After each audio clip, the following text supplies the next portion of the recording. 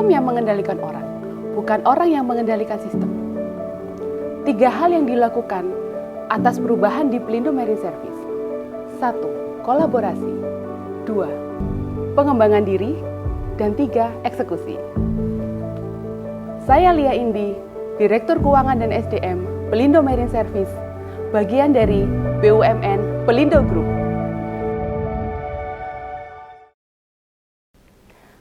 Kolaborasi dalam proyek kali ini adalah tentang pengendalian konsumsi bahan bakar di Pelindo Marine Service. Mengapa ini jadi key issues? Key issues yang paling penting beberapa tahun ini di Pelindo Marine Service. Karena konsumsi bahan bakar di Pelindo Marine Service menyumbang total biaya 39% atau sekitar 500 miliar per tahun dari total beban Pelindo Marine Service. Selalu mengembangkan diri, PT Pelindo Marine Service atau biasa dikenal dengan Pelindo Marine telah mengembangkan Integrated Marine System sejak tahun 2018 secara in-house. Semangat Integrated Marine System pada saat itu adalah menuju single ERP untuk roadmap 5 tahun PT Pelindo Marine Service. Dalam Marine System ini, kami telah mengembangkan front end dan back end dari Integrated Marine Information System Pelindo Marine. Front end kami meliputi layanan customer, layanan pelanggan, juga layanan operasional yang terintegrasi dengan layanan supporting kami, yaitu sampai dengan laporan keuangan konsolidasian dari PMS Group akan terbit secara periodik. Di slide ini saya akan menjelaskan tentang bagaimana integrasi itu berjalan, khususnya untuk pengendalian bahan bakar di Pelindo Marine. Kita dapat melihat bahwa kami memiliki sub-aplikasi atau modul bernama Merun. Merun ini berfungsi untuk mencatat pengendalian konsumsi bahan bakar yang ada di dalam kapal tunda. Kapal tunda kami tersebar di wilayah Malahayati sampai dengan Merauke. Modul Merun ini telah terintegrasi dengan sistem informasi di layanan supporting, yaitu IMAIS operasional, IMAIS anggaran, maupun IMAIS dari laporan keuangan. Hal inilah yang membuat kita dapat mencatat atau mengevaluasi bagaimana penggunaan bahan bakar untuk kapal tunda yang selama ini dilakukan di tahun 2022.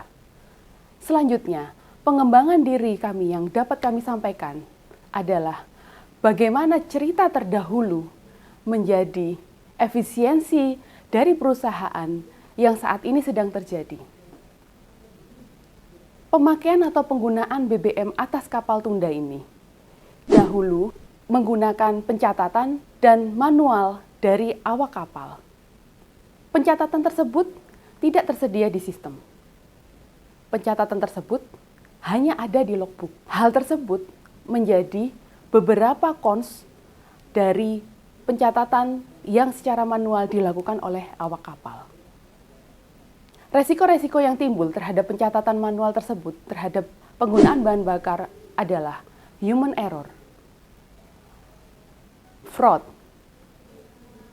data tidak akurat. Hal ini ya yang membuat kami secara fundamental merubah sistem pada Pelindo Marine.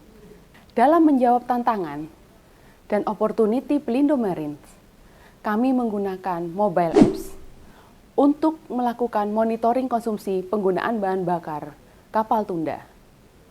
Mobile apps ini sangat berguna bagi awak kapal maupun layanan supporting yang ada di darat. Mobile apps ini akan mengetahui bagaimana cara kita men-sounding sisa BBM yang ada di kapal tunda, maupun bagaimana posisi trim kapal dan standarisasi kecepatan kapal untuk seluruh wilayah di Pelindo Marine. Dengan digitalisasi yang saat ini dilakukan Pelindo Marine, berdampak terhadap proses bisnis yang tersistem. Kami mendapatkan data-data yang akurat, real time. Dan satu hal yang paling penting di dalam proses bisnis ini adalah perubahan dari budaya kerja dari Pelindo Marine.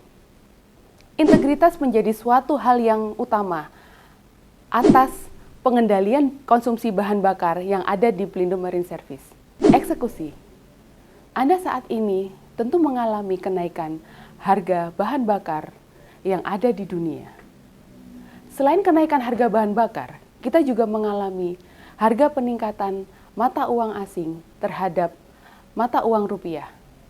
Hal ini tentu saja berakibat pada harga kenaikan bahan bakar.